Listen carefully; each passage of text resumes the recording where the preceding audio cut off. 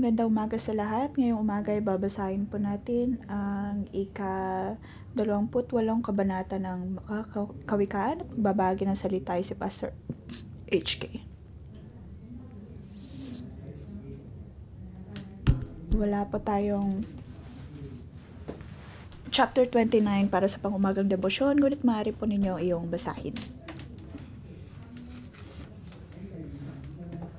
Dahil ang chapter 25 hanggang 29 ay isang unit o kaya ay seksyon sa libro ng Kawikaan. Nabanggit sa chapter 25 ang katangian ng mga kabanatang ito.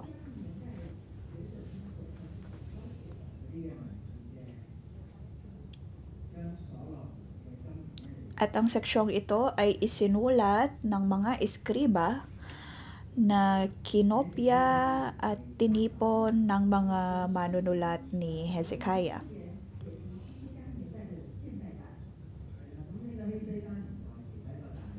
Muli nilang isinulat ang mga kawikaan na mula kay Solomon sa panahon ni Hezekiah.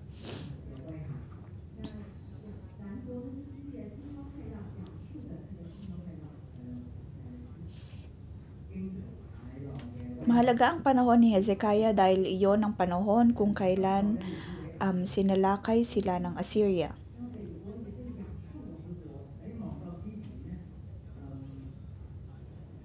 At ang kabilang kaharian ay nawasak din ng imperyo ng Assyria.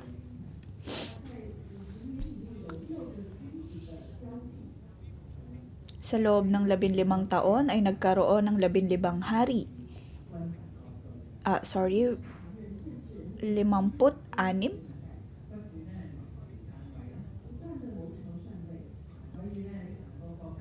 Naglabasan ng maraming mga diktador at napakagulo ng bansa.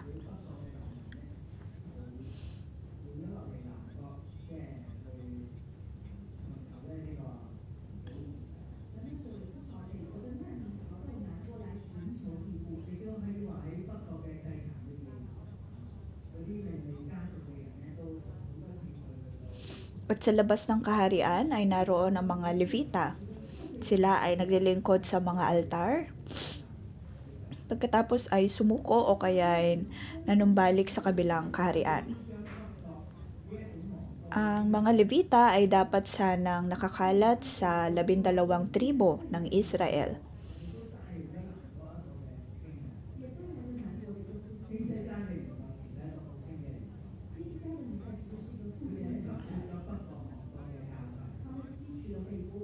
At kung tutuusin sa panahon ni Haring Hezekiah ay naroon ang muling pagkabuhay. Ngunit naranasan nila ang pagbagsak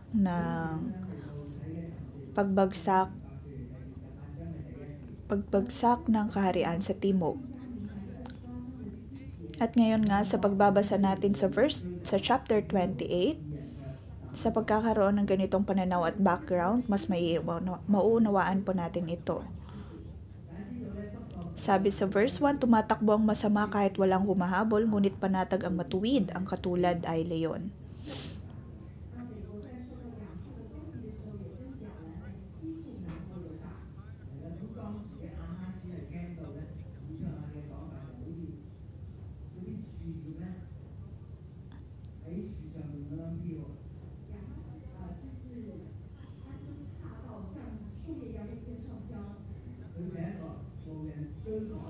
Ang hari sa mga panahon na iyon ay puno ng takot dahil sa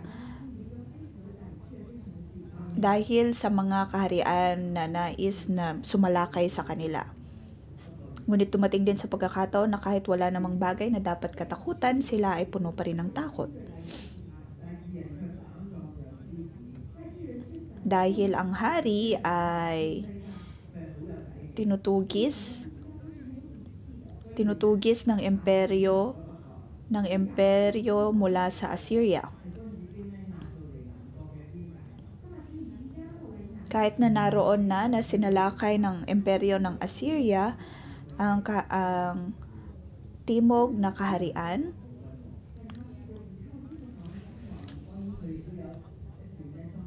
naroon pa rin na si Hezekiah ay piniling magtiwala sa Diyos.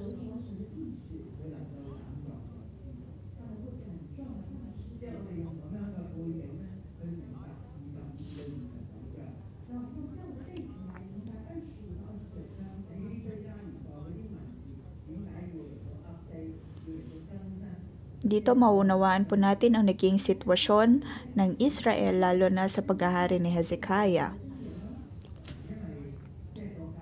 Kung bakit ganito na lamang ang mga salita na mababasa po natin sa Kawikaan.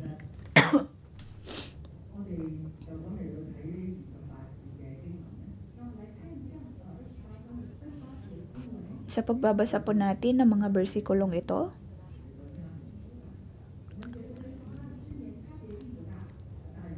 para bang maaring pakiramdam natin na pareho lamang ito sa ibang mga bersikulo at ibang mga kabanata. Ngunit sa pag-unawa po natin ng background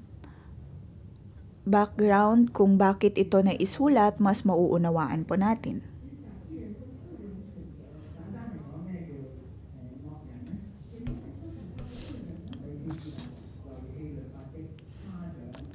Ito po ay ang pagpamimili tungkol sa pagsunod ng matuwid at ng masama. Sa verse 4, ang masama ay pinupuri ng masuwayin sa batas, ngunit kalaban nila ang mga taong sa tuntunin ay tumutupad. Kung tutuusin, ang verse 4 ay tulad ng sinabi sa unang bersikulo ng mga awit.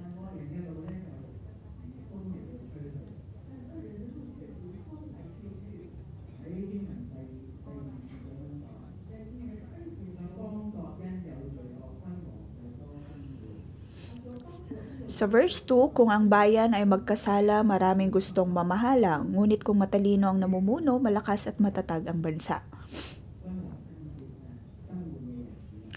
Tulad ng pagbagsak ng timog na kaharian, naroon na nagkaroon sila ng maraming mga hari.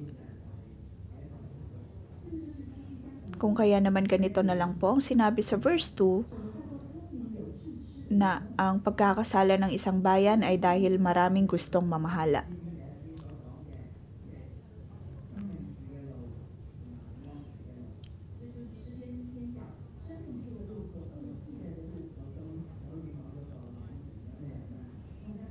Nabanggit po ang mga bagay na ito maging sa mga awit.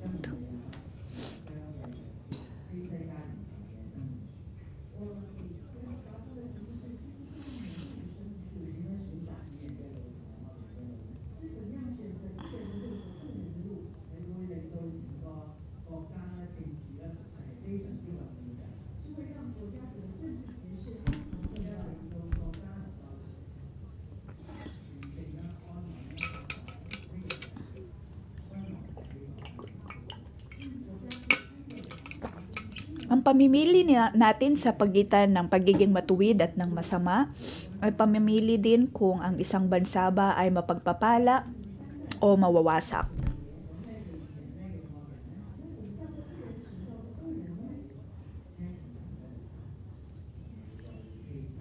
Unang bahagi ay sa verse 1 to 9. Ang pakikinig sa salita ng Diyos ay ang katuwiran.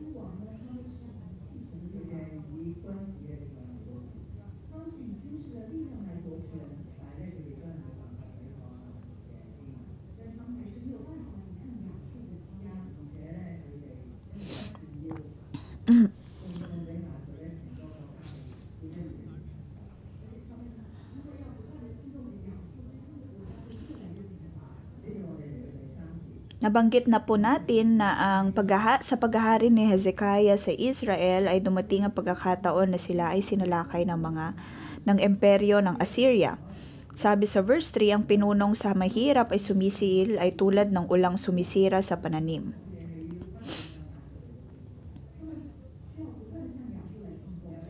Sa panahon po na iyon, ang hari ng timog na kaharian ay dapat na magbigay ng kanilang mga tila buwis o tributo sa imperyo ng Assyria.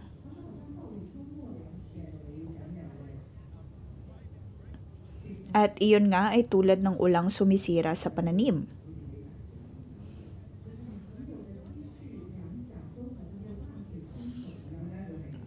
At kung anumang natirang mga binhi sa bansa ay tila inianod na ng ulan.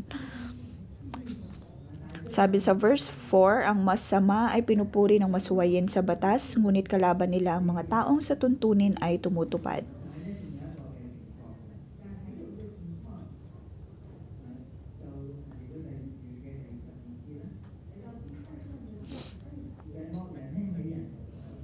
Tignan po natin ang ikalawang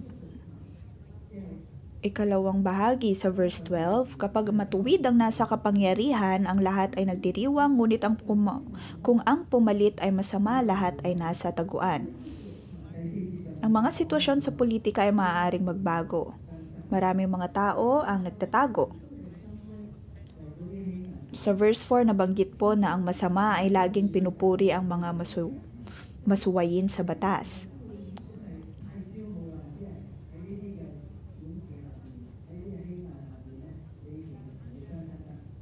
Ngunit maaaring sa pagdanas ng pagsiil ng iba, ang tao ay tumakas sa problemang ito, kung kaya naman sila ay magsisimulang magtago. At ang verse nga na ito ay nabanggit ng 2 beses. Sa verse 28, sabi doon, kapag masama ang pinuno, ang lahat ay nagkukubli, ngunit kapag sila ay wala na, ang mabubuti dumadami.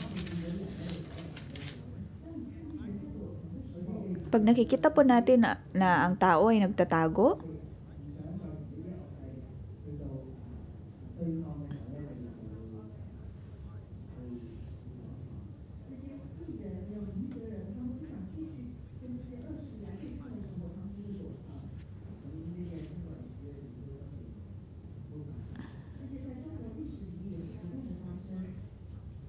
may halin tulad po natin ito sa kasaysayan ng China. Balikan po natin ang unang seksyon. Sabi sa verse 5, hindi alam ng masama kung ano ang katarungan, ngunit ang mga sumasamba kay Yahweh, lubos itong naiintindihan.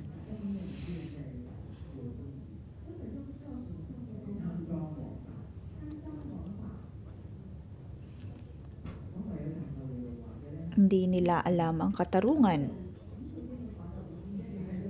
ngunit ang mga sumasamba kay Yahweh ay lubos itong maiintindihan.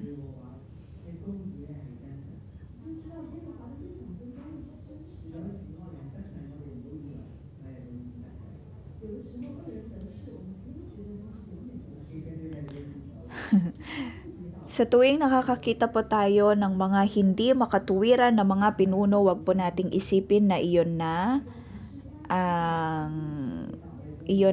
ang pinakapinal na bagay.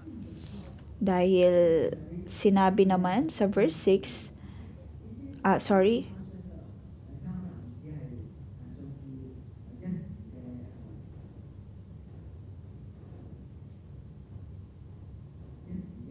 dahil nabanggit din naman po sa Biblia na ang sino mang masama ay matatapos din.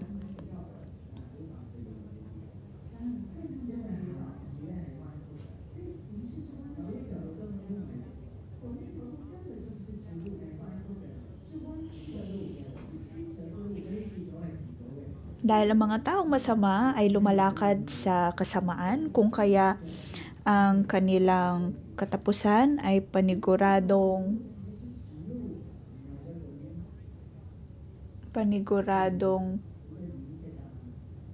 pagbagsak. Paniguradong hindi magiging maganda.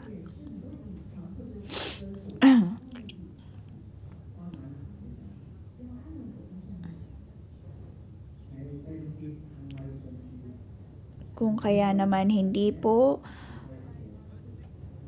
mahusay na sundin ang ating sariling paraan upang matalo ang mga taong ito.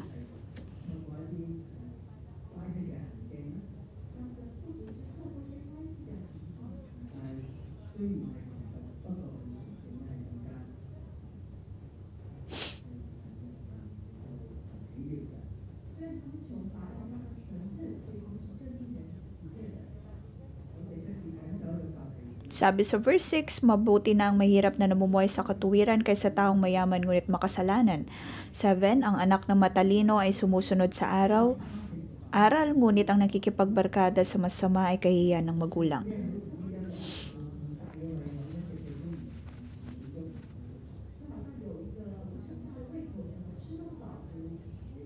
Ang mga masasama at masasakim ay kain ng kain at laging nagnanais na magkaroon ng mga bagay-bagay pagkatapos ay gumagastos ng pera. Nakarinig ako ng istorya na sa kaharian ng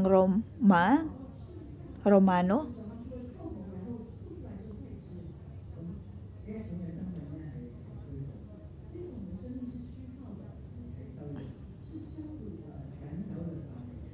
na mayroong mga tao noon na dahil sa sobrang kasakiman nila pagdating sa pagkain ay tutusukin nila ang kanilang alangala upang mailabas kung ano man ang kanilang kinain pagkatapos ay kakain muli. Ganoon sila kasakim. Ngunit sinasabi po dito sa kawikaan na dapat po tayong maging maingat sa pakikipagbarkada sa ganitong mga uri ng tao. Mahalagang magkaroon tayo ng katalinuhan maging sa pakikipagbarkada. 8. Ang kayamanang natamo sa pamamagitan ng patubuan ay mauuwi sa maawain at matulungin sa nangangailangan. Kung tayo po ay gumagamit ng patubuan o kaya ng pandaraya upang magkaroon ng kayamanan, ang lahat ng mga ito ay mapupunta lamang sa mga mas nangangailangan. Madalas tayo ay nagtatanong kung bakit may mga taong mahirap sa ating komunidad. Iyon ay dahil maaaring tamad sila. Iyon ang sinasabi po natin. Hindi sila nagtatrabaho ng maigi. Hindi sapat ang kanilang pagtatrabaho. Ngunit para sa akin, tingin ko,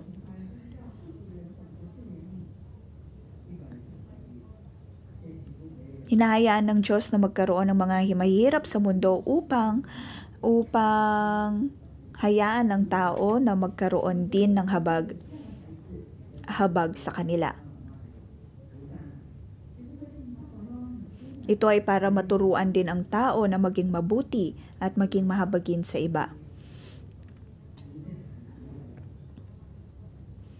At ito din ay pagpapakita ng habag at biyaya na nagmumula sa Diyos.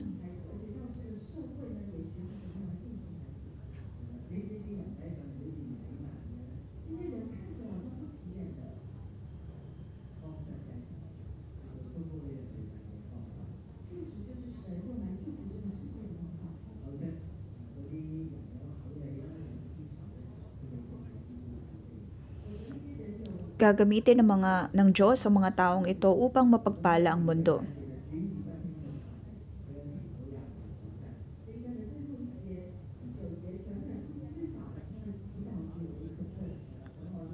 Huling bahagi sa verse 9, ang panalangin ng taong hindi sumusunod sa kautusan ay kasuklam-suklam.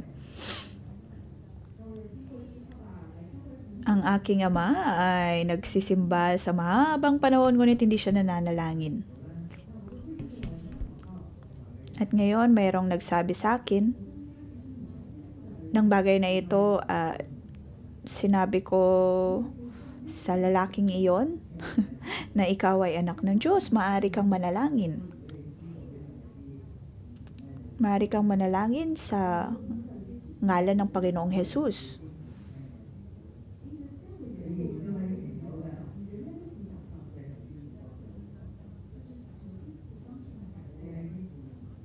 Kahit na alam mong ikaw ay nagkasala sa Diyos, maaari ka pa rin dumulog sa Kanya at manalangin. Kung ikaw ay hihingi ng tawad, maaari Kanyang tulungan.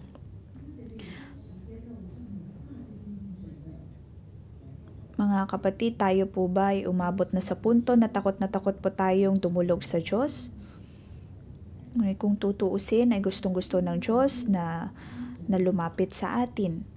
Takot po tayong dumulog sa Diyos dahil ayaw po nating makinig sa Kanyang mga salita.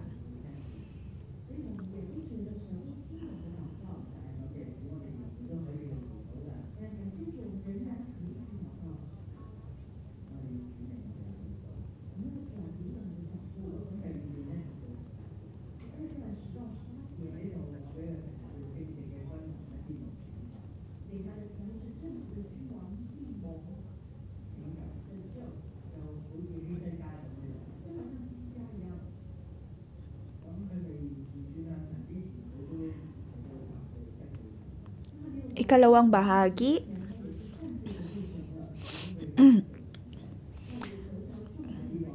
kung babalikan po natin si Hezekiah ay ayaw po niyang dumulog sa Diyos dahil takot siya sa Kanya.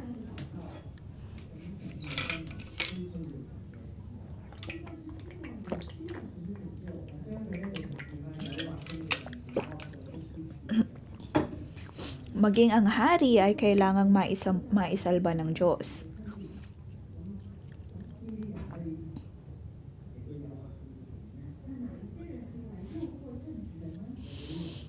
Sabi sa verse 12, kapag matuwid ang nasa kapangyarihan ng lahat ay nagdiriwang, ngunit kung ang pumalit ay masama, lahat ay nasa tuguan.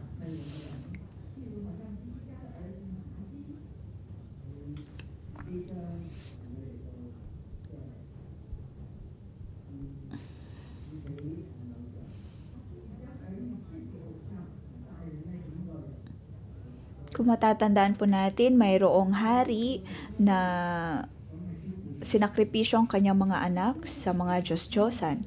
At ito ay hindi ikinatuwa ng Diyos. At dahil doon, siya ay nahulog sa kanyang sariling kasalanan.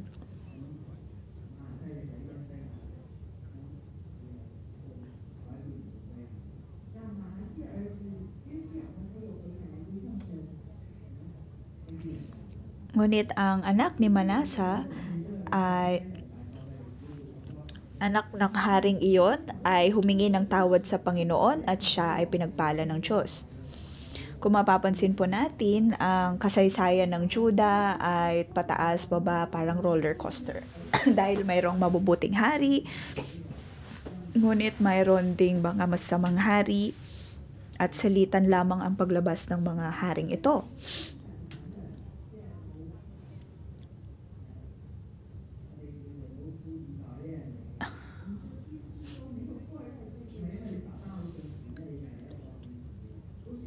Sinasabi po natin na kung ang isang ama ay mayaman, hindi po ibig sabihin nun na magiging mayaman din ang anak. Kung ang ama ay makadiyos, hindi rin ibig sabihin nun na magiging makadiyos ang kanyang anak.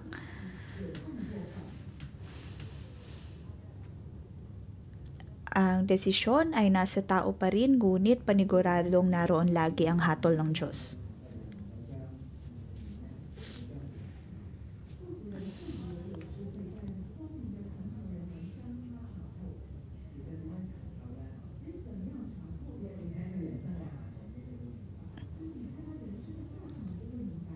Sa verse 11, ang palagay ng mayaman ay marunong siya, ngunit ang mahirap na may unawa ay mabuti pa sa kanya.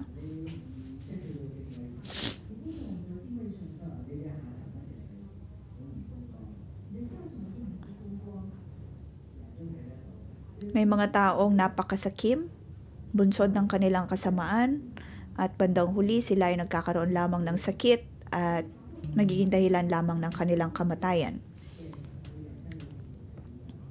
Di tulad ng mga mahirap na sila ay may unawa at alam nila na ito ay mabuti para sa kanila. Sa verse 12, kapag matuwid ang nasa kapangyarihan, ang lahat ay nagdiriwang, ngunit kung ang pumalit ay masama, lahat ay nasa taguan. Ito ay tulad sa panahon ni Haring Hezekiah, kung kailan ang Juda ay napagpala ng sobra. Ngunit pagkatapos ng paghahari ni Manasa, dumating din ang panahon ng kasamaan. Sa verse 13 at 14, ito po ay magkasama, magkapares. Ang nagkukubli ng kanyang sala ay hindi mapapabuti, ngunit kahabagan ng Diyos ang nagbabalik loob at nagsisisi.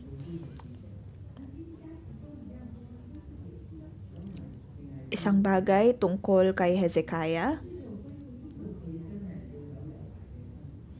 ay kanyang binalik ang lahat ng mga pagdiriwang na itinalaga ng Diyos.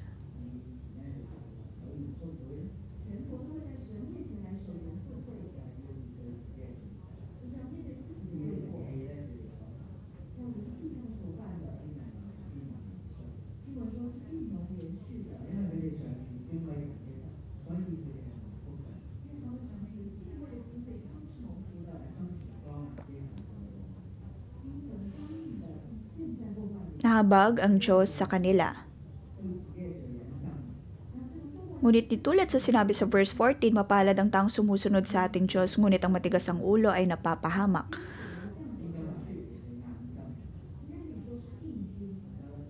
Itong mga uri ng tao na paulit-ulit sa pagkakasala. At sila ay hahantong lamang sa kawasakan. Sa verse 15, 16, mababasa po natin ang mga uri ng hari. Ang masamang hari ay tila leyong mabagsik at nakakatakot na parang osong mabangis.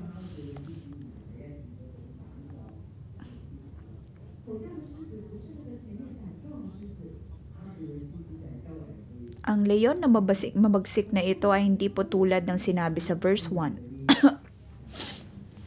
Leyong mabagsik ay mga uri ng leyon o kaya ng mga hari na ang nais ay ang manakit ng iba.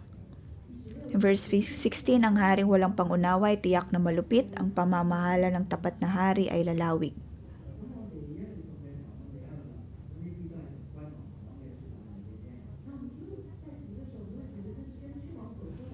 Sa ating pagbabasa nito, maaaring sabihin natin, ito ay tungkol lamang sa mga hari.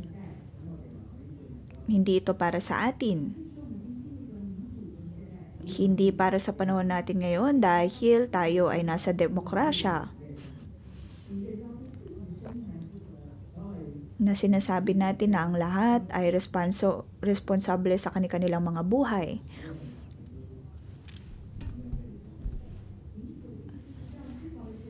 Dahil wala ng monarkiya, kung kaya naman mayroon ng demokrasya. At ang kapangyarihan ng hari ay nasa tao na ngayon.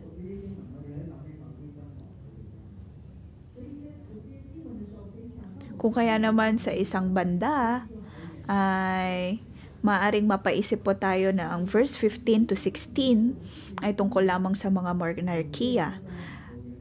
Ngunit dapat po nating unawain na ito din po ay may kinalaman sa panahon po natin ngayon.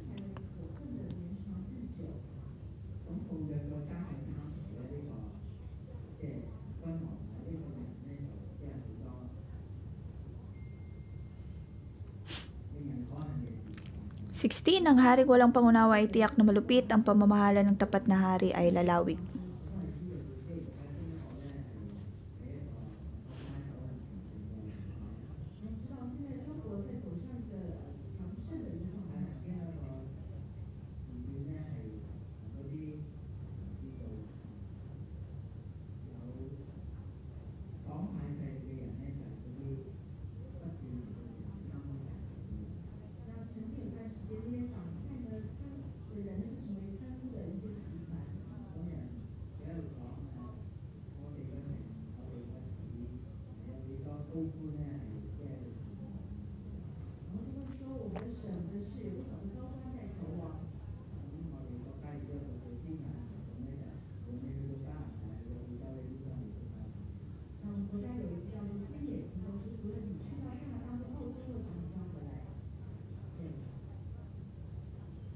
Ngayon, nakikita po natin ang mga balita kung saan may mga taong gustong pumunta sa Europa o kaya sa Amerika upang tumakas.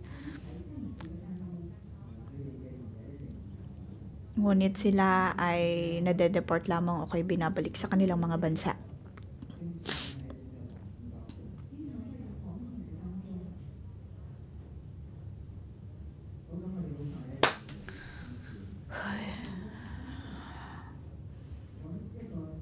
Ngayon, dadako na po tayo sa ikatlong seksyon. Ano ang buhay na puno ng kasaganaan o kaya ng kasapatan? So verse 19 hanggang 28, sabi po doon, sagana sa pagkain ng magsasakang masipag, ngunit naghihirap ang taong tamad.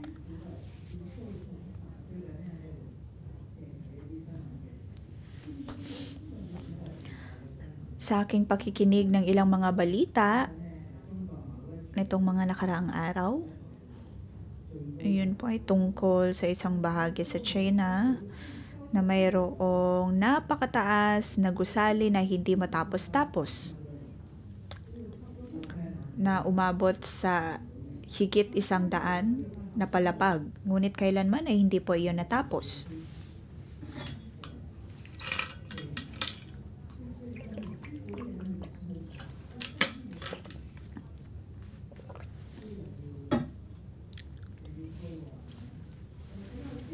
Napakataas na gusali. Ngunit bandang huli ay hindi rin naman natapos, kaya nagbuka lang ding pangit. Kaya tingin ko, tanging mga inchik lamang ang nakakagawa. Ngunit kung tutuusin, yun po ay ginawa ng isang taga Hong Kong. Pinakamataas na gusali, ngunit hindi yun natapos.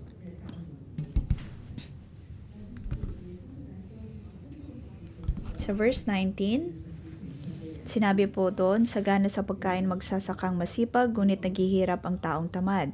20, ang taong tapat ay mananagana sa pagpapala, ngunit paparusahan ang yumaman sa pandaraya.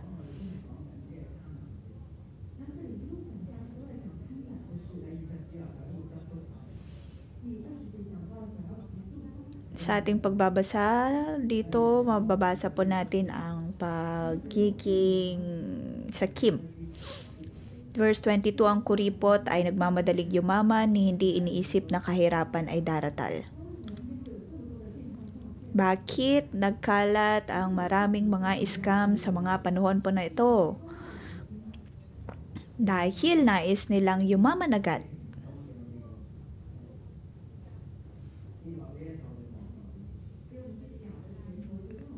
Minsan ay gumagamit po sila ng mga magagandang mga salita upang akitin po tayo, upang ma-scam. Ngunit sinabi sa verse 21, ang paghatol ng may kinikilangan ay hindi mainam, ngunit dahil sa suhol may hukom na gumagawa ng ganitong kasamaan. Kung tutuusin, kahit ang mga maliliit na bagay o kaya maliliit na uri ng pandaraya ay hindi maganda. 24, ang anak na ninakawan ng kanyang magulang at sasabing ito ay hindi kasalanan ay masahol pa sa karaniwang magnanakaw.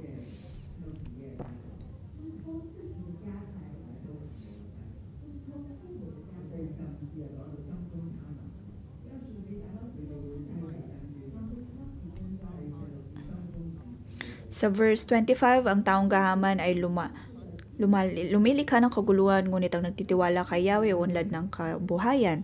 27, ang tumutulong sa mahirap ay di magkukulang, ngunit susumpain ang nagbubulag-bulagan.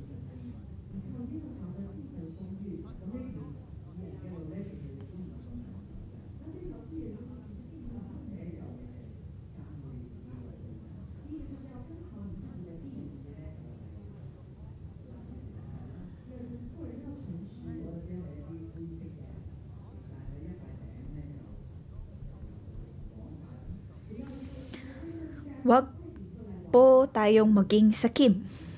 Sinasabi po dito na tayo ay dapat maging tapat at mabuti. At huwag ding maging dahilan ng pagkasira ng iba. Pagkatiwalaan ng Diyos at maging mahabagin sa kapwa. At magkakaroon ng kasaganaan at kasapatan sa buhay.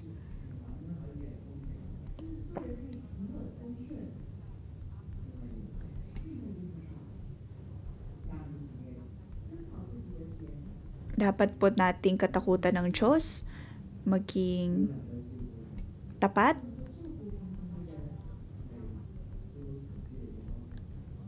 at maging mabuti sa kapwa.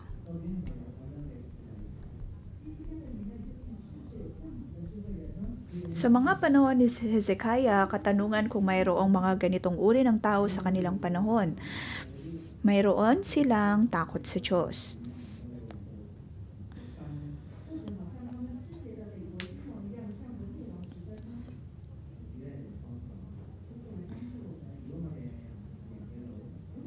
Naway tulungan po tayo ng Diyos na kung tayo po ay lalakad sa gawain o kaya lalakad ayon sa kung anong makatuwiran, tayo po ay magiging tulad ng leyon.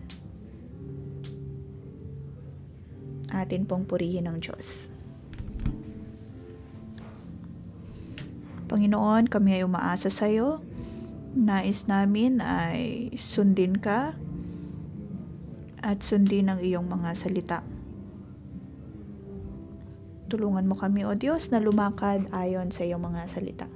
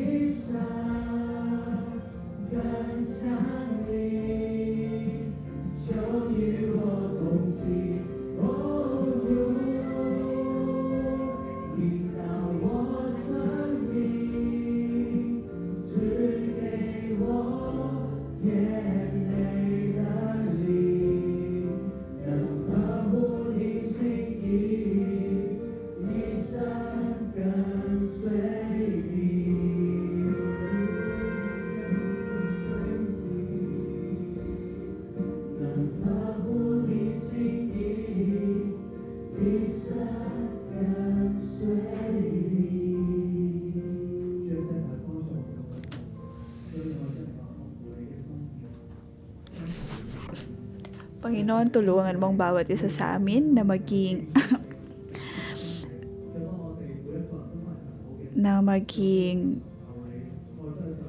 mabuti. Nais namin, O Diyos, na tumulog sa iyo. Tulungan mo kami na sumunod sa iyong mga salita. At maging dalisay na tao. Hayaan mo, Diyos, na iyong Espiritu ang siyang sumasbas sa amin. Atin pong siyasatin ang ating mga puso kung tayo po ba ay sumusunod talaga sa Diyos at ang atin po bang mga ginagawa ay ayon sa kanyang mga salita.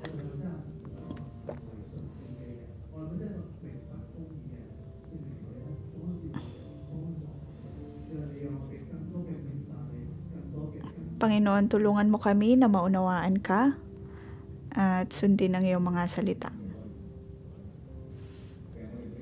Mga kapatid, tayo po ay maupo. Lahat po tayo nais nating sundin ng Diyos. Maaaring mayroong mga problema sa pagsunod at mapapaisip po tayo bakit napakahirap na sundin ng Diyos.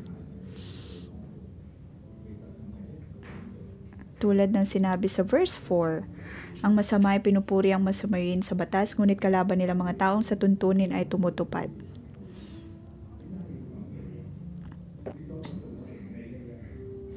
Maaaring may mga naririnig po tayo na bakit natin kailangang pumunta sa simbahan.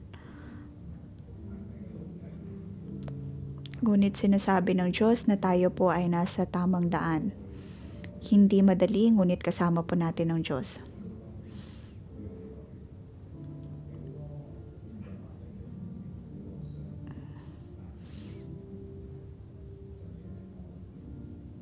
Noong nakaraan,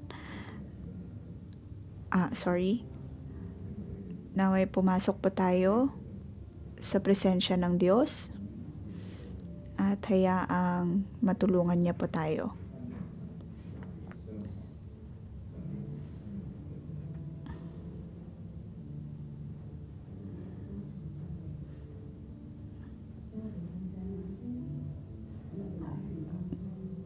Panginoon, sa aming pagpikit ng aming mga mata,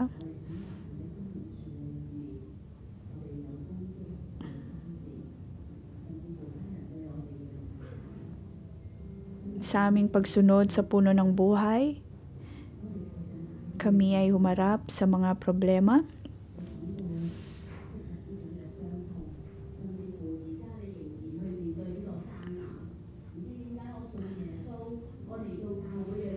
Maaaring may mga kapatiran po tayo na humaharap pa rin ng problema.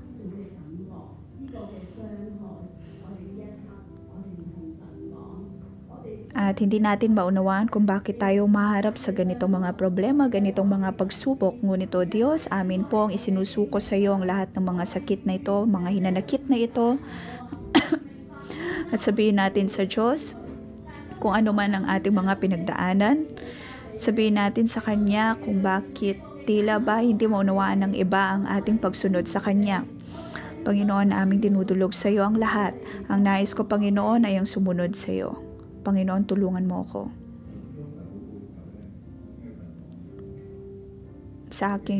Sa pananalangin ni Yursa, akin pong nadinig mula sa Diyos, meron po tayong mga kapatid na dahil sa inyong pagsunod sa Diyos, ay maraming nawala sa inyo, lalo na sa pinansyal.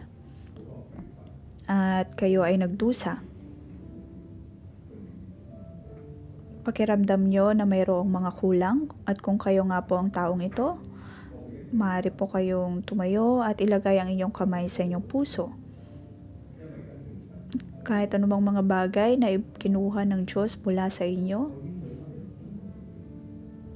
kinuha ng mundo mula sa iyo, pangako ng Diyos na Kanyang ibabalik ang lahat ng iyon.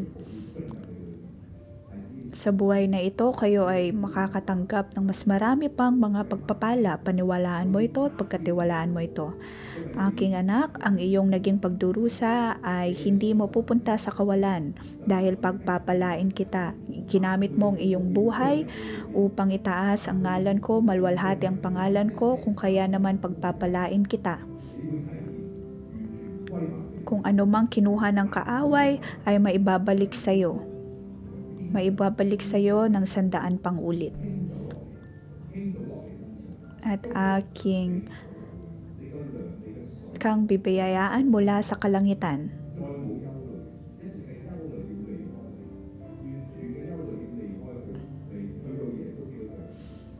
Ang lahat ng mga pagdududa, lahat ang mga paghihirap ay luluhod sa paa ng Diyos. Naalala po natin sa bagong tipan ang tungkol sa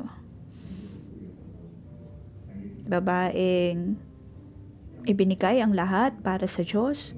Sa parehong paraan, binigay din po natin ang lahat ng mayroon tayo sa Diyos at tayo ay kanyang pagpapalain. Panginoon, nakikita mo ang mga kapatid na ito, nakikita mo ang kanilang mga sakripisyo. Naging handa sila na ibigay sa iyo ang lahat.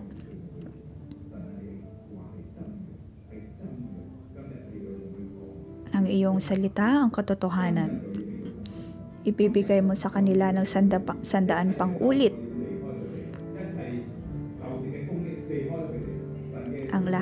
Ang lahat ng sumpa at pag-atake mula sa kaaway ay mawawala. Pagpalain mo ang bawat isa sa Diyos, naway maranasan nila ang kasaganaan at kapayapaan na nagmumula sa iyo.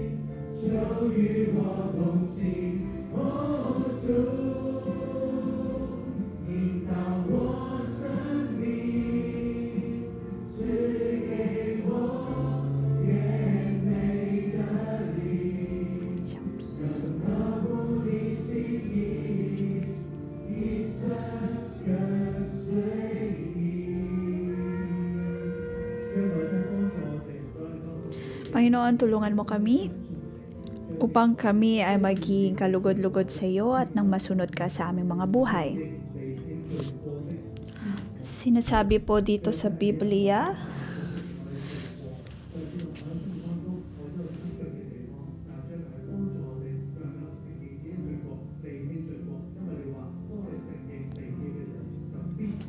na mahalaga ang ating paghingi ng tawad sa bawat nating mga kasalanan upang kahabagan po tayo ng Diyos. Ngayon, magpapakita po tayo ng ilang mga kasalanan sa PowerPoint at maaari po tayong humanap ng kapareha upang humingi ng tawad sa Diyos. Naway kahabagan tayo ng Diyos. Banal na Espiritu, naway magliwanag ka sa aming mga buhay upang malaman po namin ang mga bagay na hindi naging kalugod-lugod sa iyo. Banal na Espiritu, tulungan mo kami.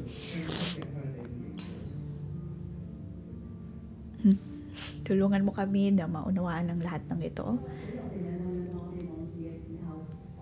Sa verse 13, Ito po ang hindi paghingi ng tawad. Verse 14, matigas na puso. Katigasan ng ulo, sorry. Verse 16 ay pandaraya. Verse 19, kasakiman. Verse 20, nagmamadaling yumaman. Verse 21. Verse 21 ay pandaraya pa rin.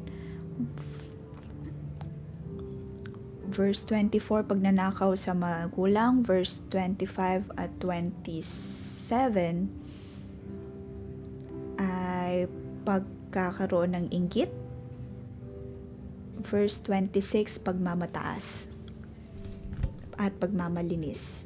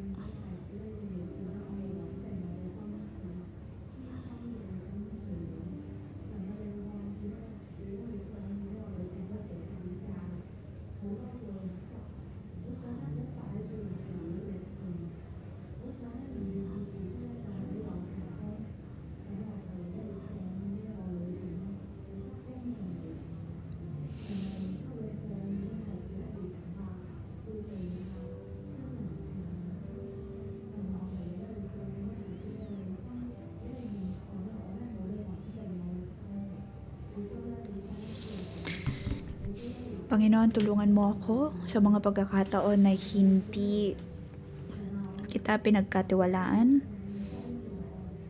at na doon ang laging pagnanais na maging mabuti sa harap ng tao. Ngunit Panginoon, patawarin mo ako. Tulungan mo ako na lumakad sa katuwiran at patuloy na manatili at maging matatag sa iyong mga salita. Patawarin mo ako, Diyos, sa aking inggit at maging sa pagmamalinis at pagmamataas. Tulungan mo ako, Diyos, na tumindig ng matatag at lumakad sa iyong kalooban.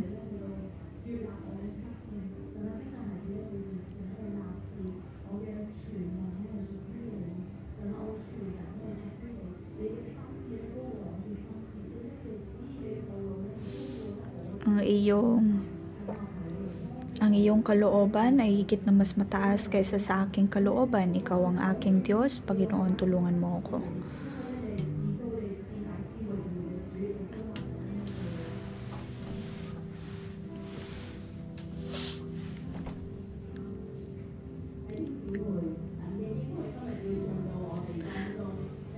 Ang mga kapatid, ang mga pangako ng Diyos ay papasok sa atin ngayon. Sabi sa verse 13, ang nagkukubli ng kanyang sala ay hindi mapapabuti, ngunit kahabagan ng Diyos ang nagbabalik loob at nagsisisi.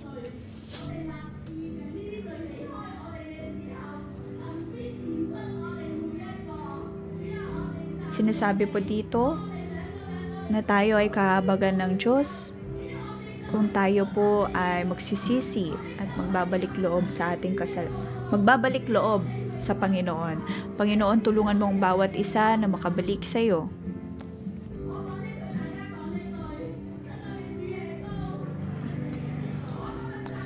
Sabihin po natin panalangin na ito. Panginoong Yesus, ako ay tumitindig sa iyong harapan ngayon. Nais kong huminga ng tawad sa aking mga pagkakasala. Tulungan mo ako, O Diyos, na dumulog sa iyo at sumunod lalo sa iyo. Sa mundong ito, pinipili po namin, O Diyos, na mabuhay ayon sa puno ng buhay. Nais ka naming sundin.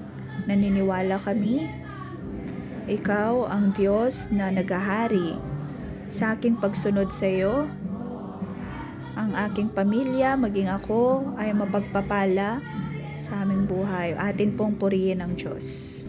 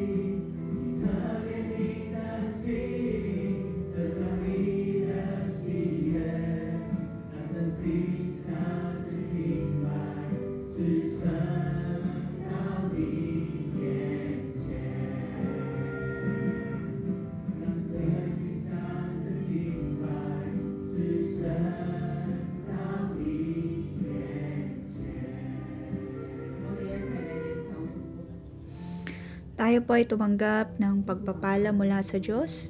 Diyos amang nasa langit, nakikita mo ang iyong mga anak na nakatayo sa iyong harapan, nakikinig sa iyong mga salita. Nakikinig sa iyong mga salita. Tulungan mo kami, O Diyos, na maging tao ng karunungan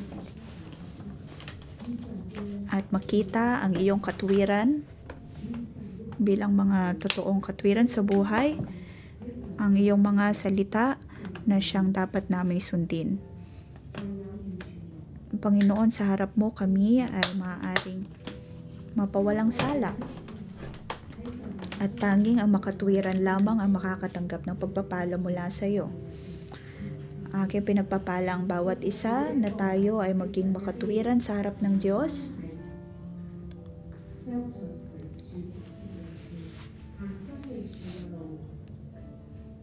Maniwala sa Diyos, sumunod sa Kanya at magkaroon ng tamang desisyon. At tanggapin ang lahat ng pagpapala sa ngalan ni Jesus. Amen. Dito po nagtatapos ang pang-umagang debosyon. Magandang umaga.